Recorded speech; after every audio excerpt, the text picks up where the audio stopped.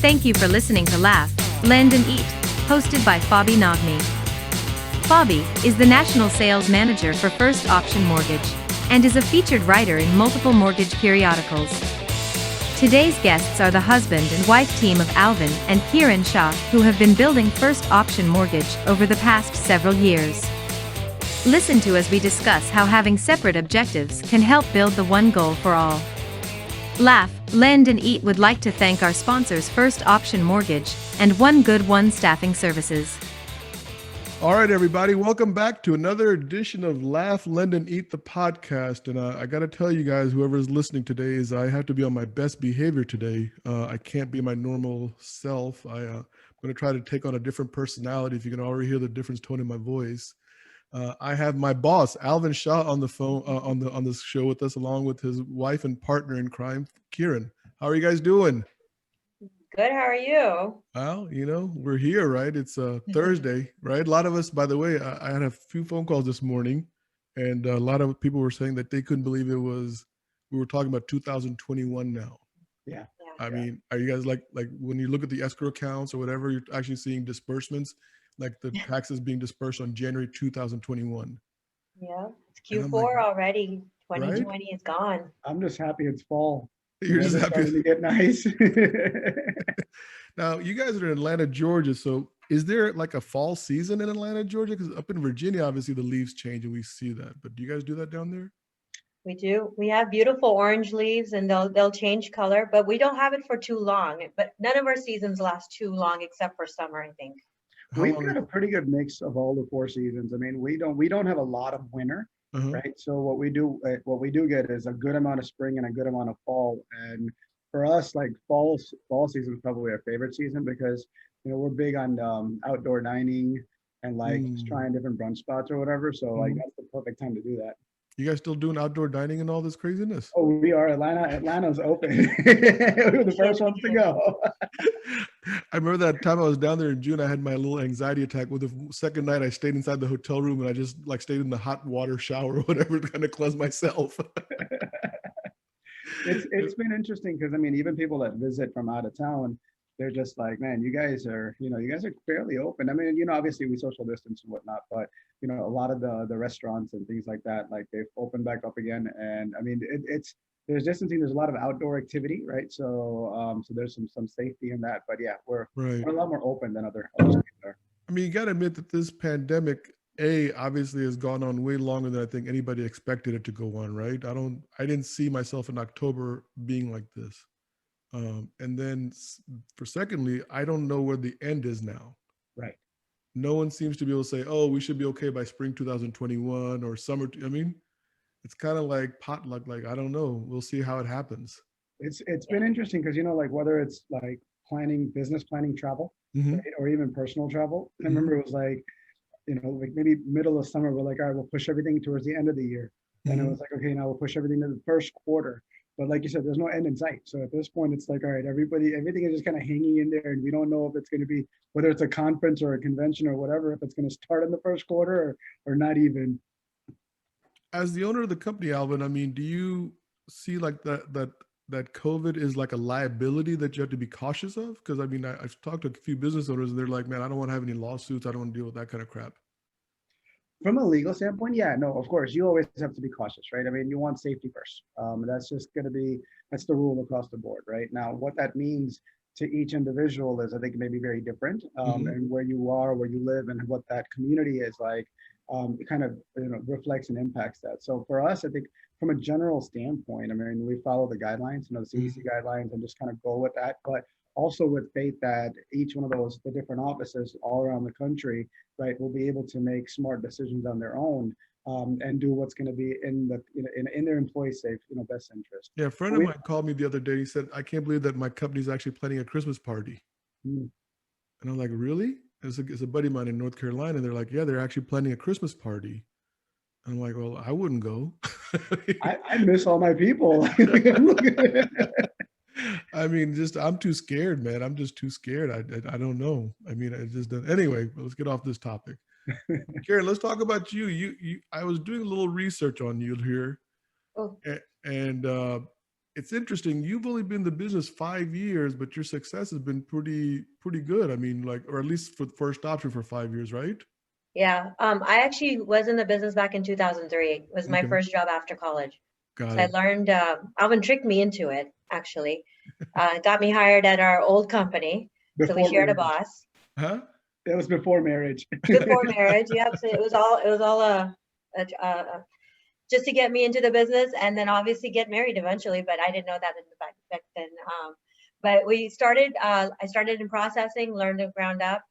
And then 2007, we decided to kind of, when Alvin and I got married actually, and Hmm. everything was going crazy, we decided to kind of switch a gear and kind of redesign what we were trying to achieve at that point in time. So I went into, started my own insurance agency. Okay. And at that point in time, Alvin was trying to do commercial loans still for a little bit. We were having a little bit of residential loans Hmm. with Capital Lending Group was the company back then. So I took some time off from mortgage side, but I was heavily still involved because of all the stuff that we were combinedly doing. So marketing to growing to whatever it was still connected. And then 2014, I was like, okay, I'm done with insurance. It's time to come back. I missed this. Do you think So that being in it's insurance for a actually an period of time easier actually transition helped you? back. Do you think being in insurance actually helped you with your understanding of like a better salesperson? Because I mean, look, insurance is a tough gig. I honestly, it wasn't just insurance, it was also owning a business for the first time by myself. Hmm. That taught me a lot too, to do what I do today. Because, I realized there are certain things that I'm really good at, and there are certain things I shouldn't be doing. And if you get to know that, that's the route you want to take, So, what what you're are some kind of the things you shouldn't be doing? All the things that I'm so doing. I would say certain words right now. No, we'll just leave that. No, so what I'm really not good at, Uh-huh. I would say is I think like the loan itself, right? Like I can do a loan. I'm good at doing a loan, but that's not where my passion is. That's not what my strength is. Okay. So in the growth part is where I'm a lot better at. And being able to bring people on board and doing the things kind of what I've been doing in the last 2 years, Okay. that's my strong suit. Got it. So the first 2 years I did exactly like, a little bit of everything when I came back to first option. And So, then we kind of re-geared. so talking about growth, I mean, you guys have had phenomenal growth. I've seen it since I've been on board. Um, what do you attribute that growth to? I mean, obviously, look, rates are low, people are growing, but at the same time, people are not so I mean, so like they don't want to leave their companies because pipelines are larger, right? Yeah. So how do you what is some of the things that you're seeing is the reason for your growth right now? So 2 years ago, when we changed our entire thought process and we worked on our culture, and we keep coming back to this, like, and it's no joke, we really are a different company today. Internally, externally, when you see us, we're at an event, or if you just see us inside the office space we're in right now, our expectations of each other, the way we talk, the way we work, the way we gel together, everything is so that's what people want. In fact, the people that I brought on recently, they hear about our culture and they're like, Mhm. everything else is the same. Let's be honest, right? We all have same products. We're all in the same rates. Like it's what, an A's off maybe, whatever it may be, but Right. it's not like rates the biggest reason why you're going to move company. It's got to be someplace that you want to work. And you know how much time we spend in this business at Sure. the office or working itself. Sure. So you got to enjoy it. We've Who grown designed sales who wise. designed the culture? I mean, you and Alvin obviously are spearheading this, I imagine, right? So when you talk about culture, it's such a general word that we all talk about now, and sometimes I do think we're overusing the word culture the last couple of years. Yeah. It's kind of like authentic. I mean, like if you have to say you're authentic, you're really not authentic, right? So, but to me, it's like, what kind of culture? What do you envision? Like, what did you want First Option to represent?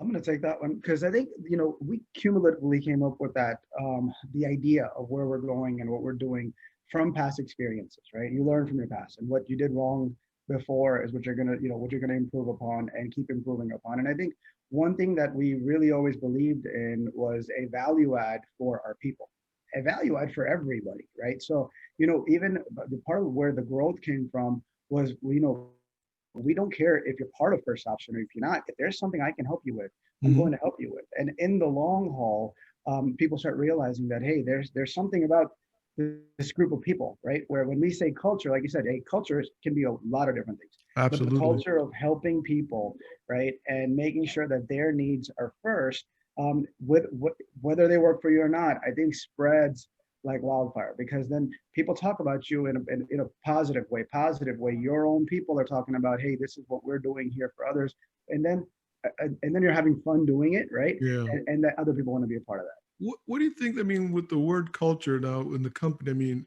at what point does the growth minimize the culture? Because there's a point of where you have so many people, you know what I mean, like, and all of a sudden the core values that you may have wanted, that Kiran may have wanted, that I may have even wanted, we kind of begin to negate them for the growth and the expansion.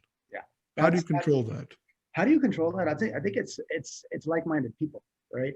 One of the things we're selective about is who we do bring on board, right? You and I had these conversations plenty of time and say, hey, does this person fit our culture or what we're trying to do, and are they going to become part of what we're trying to do? And when we say yes, we do, or they do, that's how they become part of it. We've had people that have come into organization, and I'm like, man, this fit's not there, right? And when the fit's not there, we parted ways in an amicable way. So I think the way that, how do you get too, I guess, not big enough, right? Or too big to lose your culture, is grow your culture within the people that are part of that culture and that are like-minded. Kiran, what do you think? I mean, you're a lot more tight-knit with your group. Yeah, no, I mean, in our group alone, I think I connect culture with family. And so we've always done like these family-run business concepts, right? Growing up, this is what Alvin and I've seen always. So for us, I think that was kind of like a really big part of creating our atmosphere that we're in today. Even today, every time somebody new comes in, like Alvin said, we try to find a match. But then you want the staff and everybody else that's working together, you want them to talk to each other in that manner, like family. They can fight, they can have fun together, they can do whatever they need to do, but it's got to be that family atmosphere. And so in my office right now, for instance, we're occupying 8,000. Does anybody ever get timeout in the family? Yeah, usually me. I'm the one usually putting time out. And I'm the one putting him in timeout, so that nothing changes. I mean, because that's the family that I grew up, right? It's like, you know, my family, I mean, it was always like, I was the youngest out of 6. Yeah. And so I was always the one in trouble. The older ones were done. You know, my parents had given up on them, and it was just me, and they were trying to raise me now. And so I was always in timeout. Yeah. See, Alvin's the oldest. He led the way so he was always in timeout because of that, because he was the oldest causing the problems. You know, you guys are like, look, married. I think you just recently celebrate 13 years, right? In August. And then Alvin turned 40 around that same time period, right? Where is this line in your all's life where first option stops and the Shahs take over? When we go to bed and when we wake up? Yeah. So when you're At asleep. least one has to be sleeping. I mean, but is there a line? Is there like weekends? Is there like is there a moment where you say, hey, you know what? We're not first option right now. Yeah. You know, I think, you know, obviously there's an evolution, and we got here over a period of time, right? So I think in the beginning there was no like differentiation. No boundaries. There was no boundaries, and that can be a problem, right? But sure. You know what? So we went from no boundaries being a problem to, okay, let's create those boundaries and have off time and date night and those things where it's like, okay, we're not going to talk about work. But the reality is, the more engaged both of us are in work, and that's what is so exciting for us. Talking about it isn't a chore anymore. It's actually fun, right? And then on top of that, when we talk about our family and culture, and like half of our friends are somehow related to the business, right? It's like you almost can't avoid that conversation. Like, it's just part of it. What we've come to realize now is, okay, we're not going to talk about serious topics, right? That can create conflict during certain off times. Okay. Right? But I mean, just talking about work or where people from work, I mean, that's just, I think it's become a part of our life now.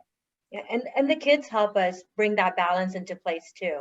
Okay. So, you know, involving or being involved in their activities, or, you know, going to football with them and watching them play, etc. We try to make ourselves focus on different things at times. That's sometimes the only way to not be first option. you know. And if we don't have those, I mean, then there won't be any sanity in our lives. We would Yeah. always be working. Yeah, I've learned, I like sports, and Kiran likes her TV, Mhm. right? So that's usually like, all right, if we're doing one of those things, it's like no work talk right there. Okay, nice. No, I mean, I know like with my wife, at one time, I can't remember when it was, when I had my own company, she wanted to be a processor. And I thought about it for 2 days, right? I was like, there's no way I'm going to do this. So I said to her, I hope she's never listened to this. I know she doesn't listen to my podcast, so I can say this. I gave her a little CD back in those days of how to learn how to do data entry. And I said, look, you do this little program, you get the certificate, and then I'll hire you as a processor. And I knew she would never finish it. That was your solution to the problem. Like, you do this, you give me a certificate, I'll hire you. Yeah. Now, one thing that we have done though differently is we've got separate offices, right? So it's not like we're getting up together, going to the same office, even though we've done that in the past, right? But now we get up, she goes to hers, I go to mine, and then we come back home together. So that definitely helps having a little bit of a distinction there. You have to create those certain boundaries, whether it's driving in separate cars, even if you're going to the same office, right? Because that has to be the time frame when you collect yourselves in your own space, and so that's being what I really together want to all the find time. out. Like to me, it's like really important to have that space, right, where I can think, I can have that. Sometimes even like when I used to have an office, right, I used to use my car ride home as a way to kind of uncompress myself. Yeah. Right. Yeah. And that way, when I walk in through the door, I'm not taking 500,000 of the problems that I had, of the day, and bringing them into my dinner table. Yeah. And that car ride would do that for me, Kiran. So I mean, that's So let's move on real quick. When we talk about family, and obviously we have to talk about immigrants and all that kind of stuff, because all of us here on this podcast right now are immigrant family members. Was it different growing up as an immigrant? And I guess you guys are always based in Atlanta, Georgia, right? So she has. I was actually born in Chicago. Okay. My family moved to Atlanta when I was 16 years old. Okay. And I'm 40 now. So, I mean, the bulk of my time has been in Atlanta, but I've gotten a little piece of both of them. So what was it like growing up just in America? For me, I know I came here in 1972. I was 5 years old, right? So for me, it's like my entire life was in America. I had no other life other than America. I know the challenges that I faced early on because there wasn't a lot of Pakistanis. They didn't know where Pakistan was on the map, right? They just thought it was like next to Puerto Rico. I remember one guy saying that in 7th grade, right? And I went along with that. I didn't know. So what was it like? Was it okay? Was there a bigger community in Atlanta? Was it more family based? What was your childhood like, guys? Kiran, you want to go first? Yeah, I can go. I moved here when I was 8. So I moved to Atlanta, or to Georgia, in Clayton County. And actually at that point in time, Clayton County was, I remember a lot of diversity, to be very honest with you. Mm-hmm. There were, Pakistanis and Indians, and again, Indian Pakistanis, they're not the same. It's not the same. No, like, it's not the same. It's different. Mm-hmm. The cultures are different. There could be different languages involved in that. So there was diversity within the Indo-Pak community where I was. Along with that, the Asian community was huge. We had Hispanics around us. My best friend is from Puerto Rico. So there was a lot of that around me all the time. So growing up, I don't think I missed out as far as like my identity is concerned. Mm-hmm. Being from Pakistan, it was never like a guessing point. All of our names were hard to say. It didn't matter. Like, everybody. Yeah, I became Kiran quite some time ago back then too, like, because people weren't sure exactly how to say my name. Right. So it wasn't anything different. It became different when I moved from Clayton County to Gwinnett County, because now it was a much more of a posher area from where I came from. So I think for me, that was a culture shock, because I didn't see as much diversity initially. But honestly, since then, I don't, not to say you haven't seen certain things in life. I have. Mm-hmm. And I still see sometimes those things in life. And most of the time people can't tell I'm from Pakistan anyways, and that I speak fluently Urdu and Hindi. Yeah. And I can understand Gujarati to save myself. That's awesome. But awesome. People don't recognize that. I don't think it differentiates me in that sense of like trying to identify myself like that. Well, I think in 2020, I mean, America, we're such a diverse country today than we were, I don't know what you're talking about, but I was in 1970s for me, right? Yeah. In 1972, Virginia, it was like they looked at you like, what is that? Yeah. You got a real good tan there. Yeah. You know, and I mean, it was just a few people that actually understood, because my dad was working at Voice of America, right? And so there was just a few Pakistani families. I think there was literally, I'm not joking when I tell you guys this, I think there was about 22 Pakistani families in the DC metro area at that time. Wow. And we all knew each other because we'd all go to Yeah. each other's house on the weekends and the dinner parties, that kind of stuff. Yeah. So there wasn't a large population that we could kind of melt into. But Chicago, obviously, Alvin, that's got a huge Indo-Pak community up there. Yeah. So you My- probably didn't have too many issues, right? No, so it was a very interesting story. So my parents, first generation, right, got here in the early 70s. And it was a struggle in that time frame. So when I was born in 80, my dad's like, I'm gonna give you a name that can be universal. So that's where Alvin came from, because Got it. in English, or the way it's spelled out, it's Alvin or Alvin, Mm-hmm. right? So you can kind of go either which way. And so that's how the name came. Now, here's what gets interesting. I'm born 5 years later, I go to kindergarten. They put me in ESOL classes because they're like, he doesn't really speak proper English, right? And so that's when my parents were like, okay, no, wait a minute. You know what? We have to engage, right? And the more engagement you have at an earlier age, you're going to learn, make friends. And so I think the diversification for me came at an early age. Whether it was like, of course, I had my group of friends that were within the community, but then we were all about the same age that had friends that were outside of the community. And so I think that we grew up that way, just mingling and getting to know different cultures and different people. And then as I grew older and older, we did a decent amount. My family started doing well, and so then more travel brought more culture and more diversity. And so I think for me, it's been a pretty, it's been a smooth ride. Yeah, I mean, I think there's a lot of our culture that actually, look, I mean, being immigrant and first generation, I think, and anyone listening, I mean, can argue with me, but I think there's definitely a work ethic that comes with it, that is drives all of us to do better than the before generation. Make sure that, I mean, like I remember specifically, I was working construction one summer, right, during high school. And my mother saw me, she says, I didn't bring you to America to work construction and make people's houses. I mean, that was like, I mean, like still sticks with me to this day. Like that in her head, her son was going to wear a suit and tie and be somebody. Yeah. And then I turned around, I majored in music in college. They're like shaking their head, like, what are we just doing with this kid? You're the youngest child, right? That makes sense. Where did we go wrong? I mean, there was actual talks about maybe we should send him back home, But there's one thing I want to talk about, and the word is nazar, right? Like my mom would always say, like, don't say good stuff. Like if you buy a new car, don't talk about it. Yeah. If something good happens, don't talk about it, right? And the English translation is actually the evil eye. Yeah. Like somebody will be so jealous of you that they'll put the evil eye on you. Yeah. Did you guys ever deal with that internally as your success came around? Like the kind of like also, oh my God, we just had a great month, but I don't want to talk about it because who knows what'll happen.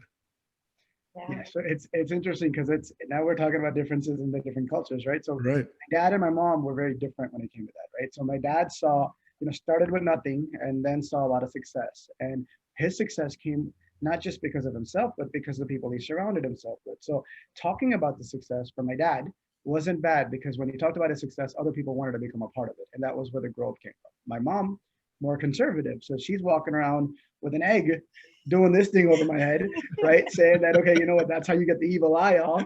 And then we've got like, different things that are put up on the walls that are like, okay, this is going to get rid of the nazar, right? So it was just kind of, it was unique because we kind of saw both sides of it. But for me, overall, like it was never an issue because my parents got here so early that they were able to adapt. Wow. Kiran, I think was you maybe a little bit more than I did.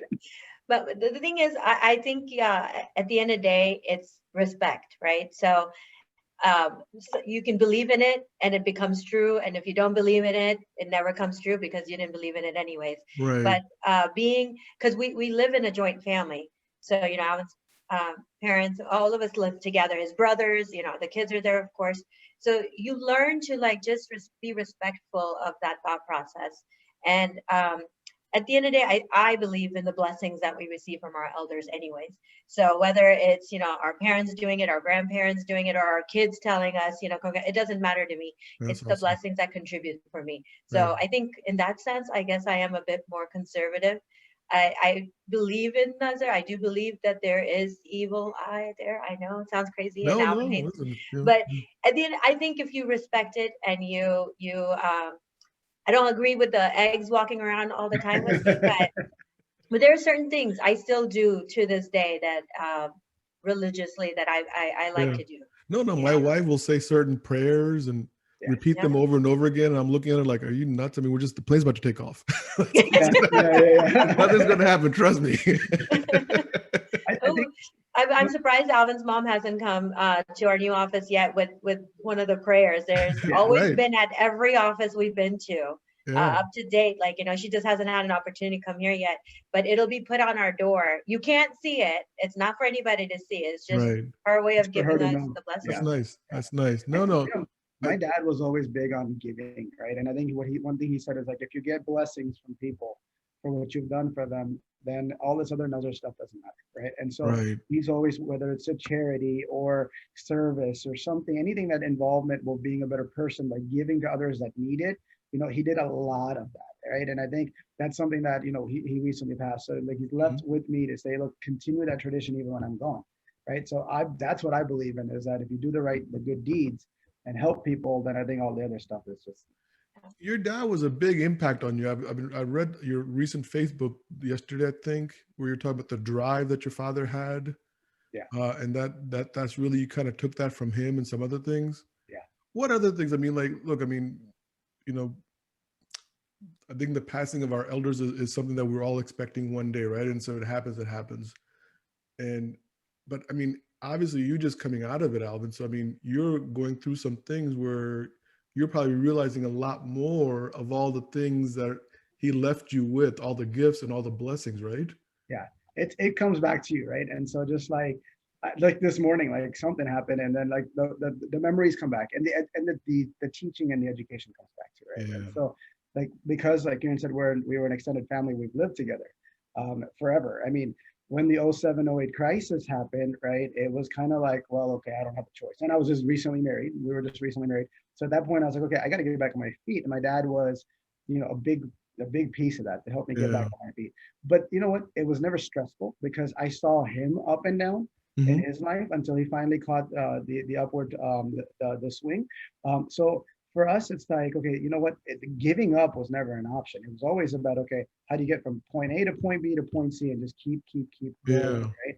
So and business was a big deal because I mean, my dad, with starting from nothing, I mean, that was his focus, right? So for us, it was like work and business was a big priority in the house. And so those were conversations that we would literally have, like, Yeah. Yeah. My dad was a poet in Pakistan. And he had his own radio show, and he's actually still writing. I think he's finishing up his seventh or eighth book right now. wow, okay. Yeah, he's like pretty well known over there in literary section. But for him to make the switch that he did in 75 or 76 and become an insurance salesman for New York Life is like mind-boggling to me. Like, how does a poet, you know what I mean, who's basically like his entire life has lived in this fantasy world between his two ears. And then there was a really funny story I'll share with you guys.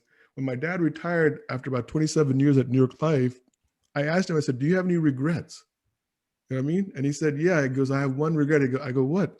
He goes, my first sales manager, I can't think of the guy's name, told me that if I wrote 10 life applications a month, I'd be very successful.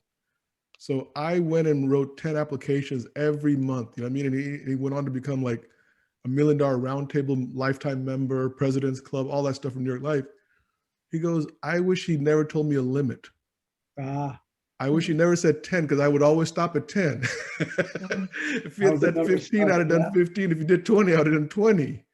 And so it really taught me about sales, right? Like, don't limit people. Don't support them, but never manage a limitation on them. So what do you guys think about that? Yeah, no, I mean, I think that's brilliant, right? I mean, I think that in any organization or any business, right? I mean, how do you scale it upwards? I think the way I look at it is my dad took his empire from here to here, Mm-hmm. right? And now I've got an obligation because I mean, I picked it from here to Right. go to the next level, right? Otherwise, what did I really just do, right? So I Right. think that, having that idea of how to do more and grow more, right? And not limiting yourself, right? I think it's a very important idea because yeah, you mentioned Kiran at one point, was she an originator? Yeah, she had to originate to learn the process, Mm-hmm. right? But the idea then was, okay, now how do you become a team? How do you become a branch? How do you then become a region? And it goes the same for me, right? How do you go from one state to the next? How do we become the next big name out there in the industry? So I Yeah. think it's important to keep your eye on the growth. What would be the reason to become a big name? Because sometimes, look, I mean, I work for some of the larger lenders, right? Especially in the mortgage business, right? Yeah, right. It's like, is it worth it? I mean, percentage wise, I mean, is the heartaches and the tribulations, is it really like, or are we happy where we are today and can we sustain it? Yeah. What's your drive on that? That's my constant battle with myself, where it's like, okay, you know what, is this enough, right? Or is this, where can we go? And then not only where can we go, how can we diversify? We talk about retail, wholesale. I mean, this business is huge, right? Correspondent lending, whatever. So for me, I think the drive comes first and foremost internally from educating and growing myself, right? So that's why I'm, learning secondary, taking the school of mortgage banking classes. How do you become part of the MBA? So let's be the best at what you do, right? And then let's see how we can grow. And then what happens, I think, here's what I've seen thus far. When you start growing, it's a very difficult process. You've got to establish the foundation, infrastructure, and then you start layering on the bricks, right? But then I think what happens is that in the process, you meet great people. That's how we met, right? And I think it's not just my burden anymore to carry. So then what ends up happening is that, okay, you know what? We've got a great team. Now, where does this, how much more can this team do? Yeah, and the team gets bigger. And it's like, I think before you even know it, you're way beyond where you even thought you can ever get to. Yeah. I'll be honest with you. One of the biggest challenges that I had when I had my own company, the reason I sold it is because I just didn't want to deal with the headache anymore. Yeah. My time was being spent with the CPA or the lawyers, and I wasn't doing what I wanted to do. Right? I mean, it was like half my day was like, oh my God, we got a lawsuit again, or you know what I mean? The guy wants to have this redone of the 2007 tax returns because we didn't file them the right way or whatever, or this state wants a different regulation now. It was just always something, and it was like I wasn't doing what I wanted to do, which was interact with loan officers or consumers or do something more passion driven. Yeah, you got to mix it up, right? I mean, I think the problems that come with a business, they're going to be there. Like, I mean, that's just the nature of the business, but you got to focus on what you enjoy. Like my enjoyment is in work. It's actually very similar to yours. I like the working with people. How do I, and maybe I get this from my dad, right? Where, how do you take somebody who is fresh out of college and build them into a name in the mortgage industry, right? Somebody that's helped so many dozens and hundreds of families, right? How do you take a I don't know, whatever, like in the mortgage game, right? And take them to the next level. So for me, it's more about, hey, how can I help people, right? And if majority of my time is going towards that cause, then the other piece of it, I can do it. Yeah. Kiran, you're with your team, and I guess your team, from what I see the numbers, you have a pretty large little Sewanee or Duluth, which one it is. Right? What happened there, right? I mean, it seems like your own little city that you're the mayor of. Yeah, Kevin calls it the United States of Swanee. I love it. Exactly. It is. So what are you looking for when you look at loan officers? I mean, is there something that you're attracted to as a loan officer, or in a loan officer, a quality that gets you, or how often do you, what are you looking for in them? No, I think I'm at the same thought process like Alvin's is, except Alvin has a nationwide concept going, and I'm more of a localized concept. So I'm looking for a little bit of myself in some of these people, because you want to be able to duplicate yourself as much as possible, which I'm still learning to master, of course. But that's kind of the concept I have. And then also look for things that I'm not good at that they could be good at. Smart. Or already better at. Because like I said, I already know what I'm not good at and what I didn't have a passion for. So if I can replace that with my team and the folks that are coming in, whether it's a full branch or if it's just one individual coming on board, that'll just help me grow internally and externally at the same time, right? So it's that just building that kind of a concept together. You just said something I want to ask you. When you're talking to loan officers, what is there like a question that you hear repeated over and over again to you? maybe it's about the industry, maybe it's about first option, but is there a question that you're hearing over and over again recently that maybe not around a year ago or 2 years ago? Recently not, it's not a question about first option. Most of the time they want to know how quickly are you closing your loan? Like that's Mhm. been like, what are your timelines looking like? What are your turn times looking like? Because they're not asking us about first option anymore because they've seen it everywhere. Got it. Because like you said, if you keep talking about culture, it's not authentic, right? So I don't think we talk about it. It's just what we represent, whether it's on social media or what our team is as representing us as, even though we're not out and about it during COVID timeframe like we used to be, Mhm. we're not walking into an event in a team of 15 strong or whatever it may be. They're still seeing us through the activities that are being done on social media wise. So it's no longer, do you have a great culture? It's not that it now they're now getting down to business saying, okay, we're ready, but what are your turn times now? And we're phenomenal. Yeah, Don't have to tell you this either. You know where we're standing right sure. now. Yeah, I mean, but is there like something that okay, so I'll share with you. When I'm talking to a candidate, right? I want to hear a couple of questions that make me feel happy that I'm talking to the right person, right? If I hear them ask me some questions like, if in the first 10 minutes, and by the way, if you're listening, please remember this. If in the first 10 to 15 minutes they talked about commission structure, I've already checked them off the list. Like, I don't want to be part of this conversation. You know what I mean? I want to get off the phone as quickly as possible now. Yeah. Because it's like, if you're all we're talking about is commission, it's already, it's a done deal. You know what I mean? It's like, who cares? Next time someone gives you 5 basis points more, you'll leave me for that. Yeah. So is there something that you're listening for? Is there a characteristic that you're really drawn to then? So for that, then I'll say I can usually tell by the way that they're speaking if we're gonna be a good match or not, usually. Yeah. It's not the over dedication of business alone. It's not the numbers that they're telling me that they're going to bring in only. It's the way that they're going to do business, the way that they're going to behave, the way they're going to talk to somebody. In our business, like, our support staff is critical, especially right now. So if you're not talking to me in a level, you're going to, the respect isn't there or not. The questions that they're asking me, like, programs wise and stuff like that doesn't affect me either because Mhm. I already know what we can offer and they know. But it's just the way that they speak, I can usually tell.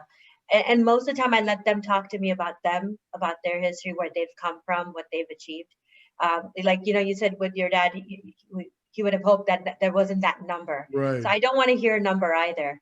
I Yeah. just want to know what their expectations are of themselves and where they've come from to get to that, that area. Right. Right. Usually you can tell that right away. You're a good match or not Yeah. upfront. I mean, there's definitely, for me, I've always seen a give and take, but it's always a little bit like sometimes, I don't know, people start talking and you get lost in the conversation and you got to snap out of it to kind of get back in your game, right? Get back into it. Yeah. Because you get lost. Anyway, what about diversity with first option? I mean, obviously, you guys are a very diverse company. Is that something that you guys consciously made out to be, or is that just something that kind of fell into?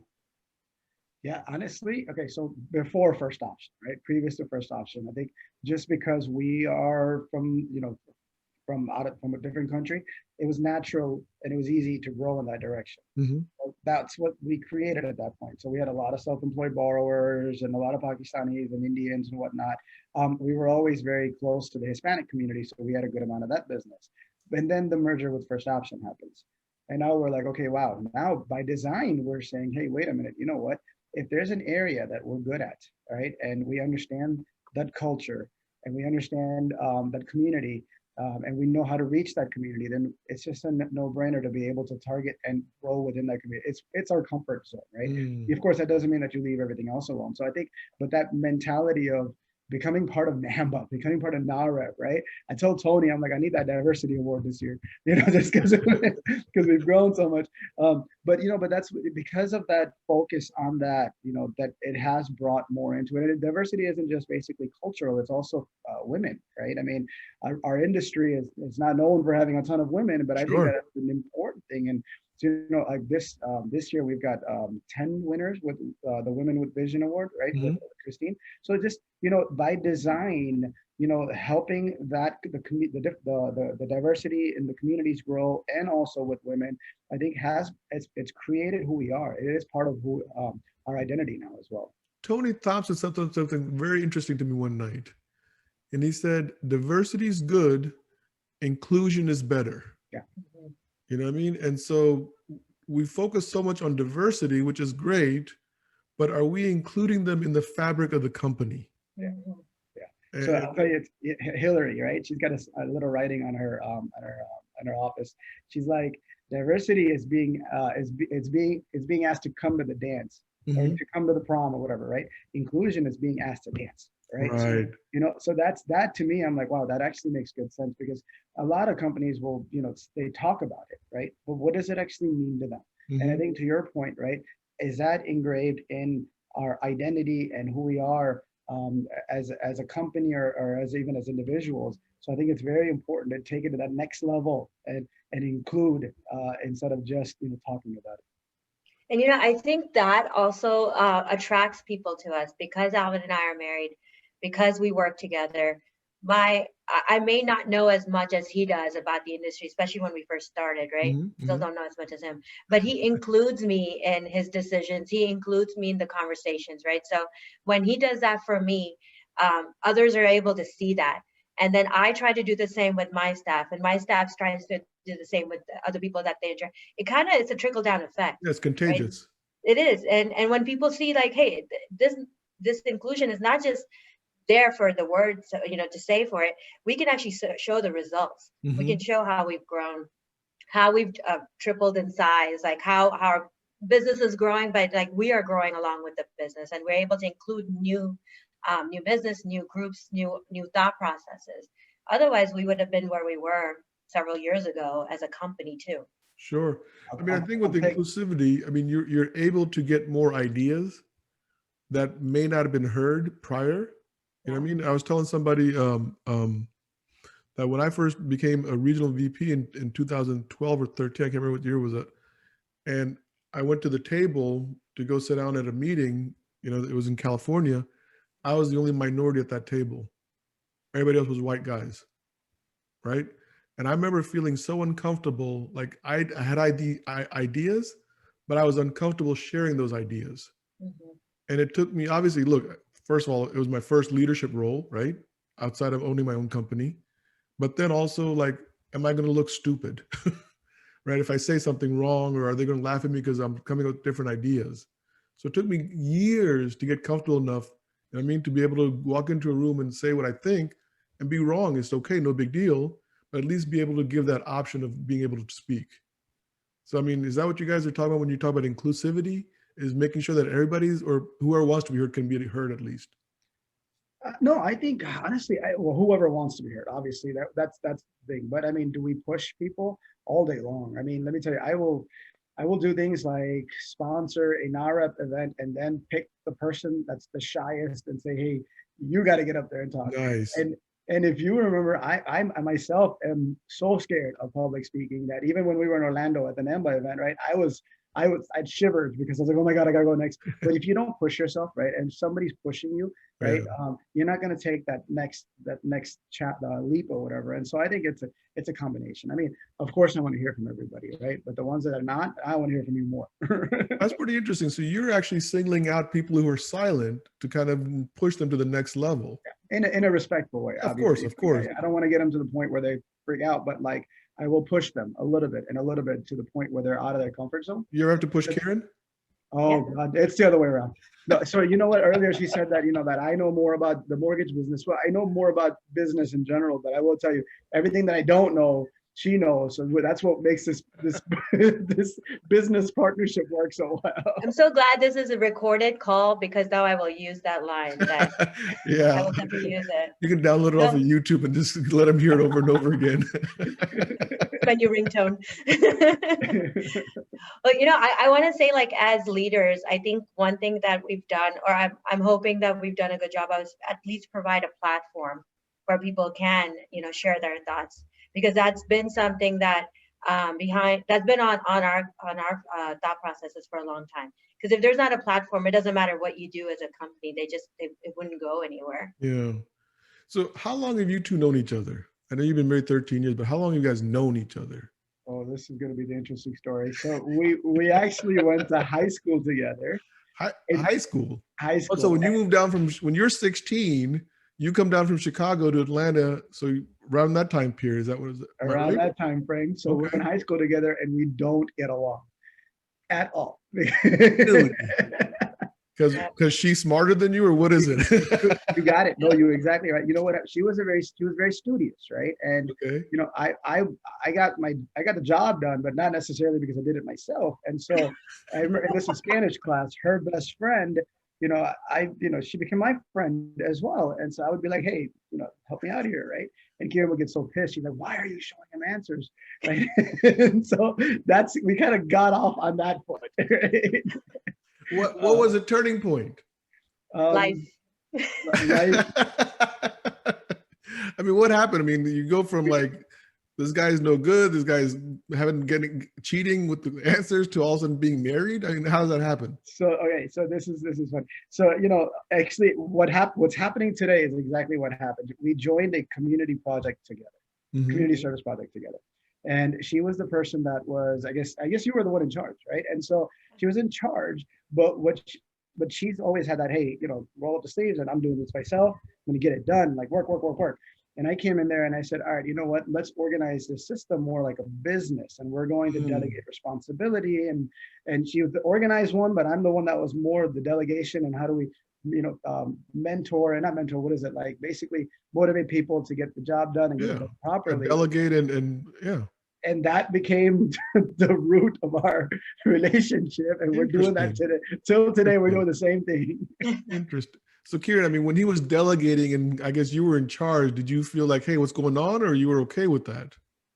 I think my first initial was like, you're just trying to get out of work. Again, this is what was happening in high school. We went through this already.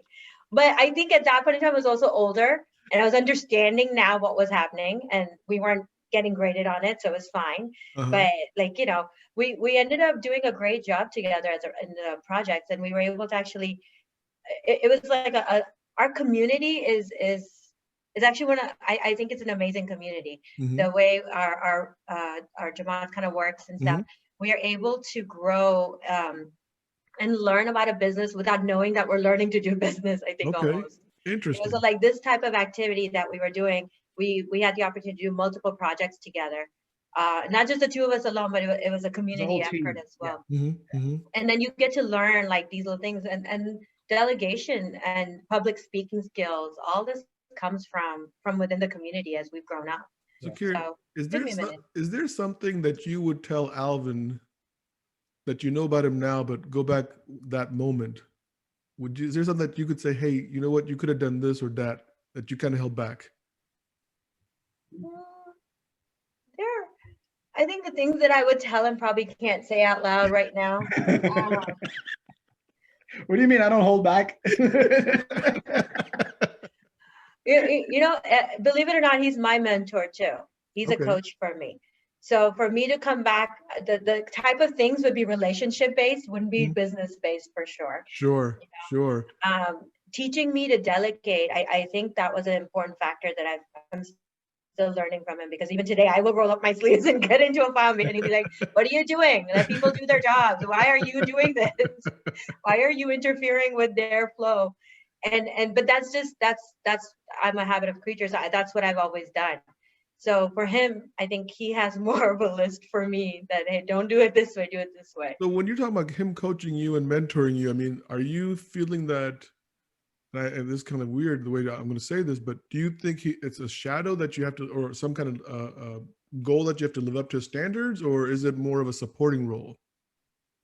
Before it was a goal, and now it's definitely more supporting. Nice. Because we together, when we brought those boundaries in our life, we decided that this was a goal that we were going to achieve together. And from that point of view, it's changed big time. I think that kind of also is our growth in the last 2 years too. I mean, I'll honestly say that because we changed the way our thought process was Mhm. and what we were trying to achieve together. Because Alvin's goal is still much bigger than mine. I'll tell you that. There will be a certain point in time where I'll be like, I'm very happy and satisfied right now, and he'll be like, no, we're not. Yeah. We're going to do this next. But you're the And I'll be mayor like, of Sewanee. okay, I mean, so you're like the mayor of Sewanee, so you're like satisfied, right? You don't have to go anywhere else. Ooh, I do get great offers from banks all the time too, so he has to keep me Nice. happy Look, keep here. that up, man. Keep that up. Negotiate. I told her that. I've learned from him, yes. All right, guys. Look, we are coming to the end. This went really, really quicker than I thought it was. I didn't even get to all my questions. We got sidetracked. I'm so sorry. But so this is Laugh, Lend, and Eat, and I do got to ask you guys: is there a comfort food that you guys like? There's this one dish, like for me, it's dal chawal, right? Like dal chawal with achar. I come home from my travels, and my wife knows that I'm craving that right off the rip. So for me, that's my go-to food. I know it sounds weird, but that's what I go for, right? For anybody listening, that's lentil beans and rice and pickled mangoes. It drives me crazy. So is there a food for you guys Kiran, we'll start off with you. Is there a food that you just absolutely like crave and you got to have it? On a Every Sunday. Sunday. Say it together. Come on. 1, 2, 3. Pizza. So is it cheese pizza? Is it with toppings? What is it? If we were Chicken, playing that, jalapeno, pineapple. pineapples. If we were playing that newly married game, we would totally win right now. Wow. Nice. Is there a special pizza place in Atlanta that you go to? No. I like think Rosati's a lot. We'll Okay. do Domino's. we What's like to explore. Yeah, What's that place in Chicago, Alvin, with that old pizza place that's been around forever? Lou, I can't think of the name. there's Luigi's, there's Giordano's, and actually Rosati's is actually a Chicago-based concept. So Okay. Yeah. That pizza's thick in Chicago, man. I couldn't eat more than The one deep dish? slice. It was like a brick. yeah. But quarantines helped us develop healthy habits, so now we aim for the thin crust. That's Okay. Alvin, what about you, man? What's your go-to food? That's it. That's the Same funny thing. part. You guys Like, both every have pizza. Sunday. That's Oh what my- we eat on Sundays. That's it. Wow. It's not what are we gonna eat, it's where are we gonna get it from. Where are we gonna get it from? If you guys ever come to DC, I'm going to take you to this one place. It's been around since 1955 here in DC. I've been eating there since I was in second grade. Wow. And Wow, okay. it's the best pizza, hands down. And Nice. it's been the same cook actually since 1962. I think he's been there. Wow. I know poor guy now just wobbles around from one oven to the other. Just making sure everybody's happy. Yeah. Well, But anyway- hopefully when travel bans are lifted, not bans, but when we're able to freely travel like we used to. Yeah, Coming over to visit absolutely. you. Absolutely. All right, guys. Well, look, I appreciate your time. I sincerely appreciate the opportunity. You guys have given me a first option. I'm enjoying my time here. I think the growth is going to be astronomical for what we were doing together. And then short of that, I think this show is coming to an end. So once again, thank you for everything. Thank you for your time and have a good day. Thank you. Appreciate it. Too. We hope you enjoyed this episode of Laugh, Lend, and Eat, the podcast. Once again, thank you to our sponsors, First Option Mortgage and One Good One Staffing Services. We have enjoyed all the comments we have been receiving. Please keep them coming. To be notified of any updates, please be sure to subscribe to Laugh, Lend, and Eat on the listening platform of your choice. Thank you for listening and have a great day.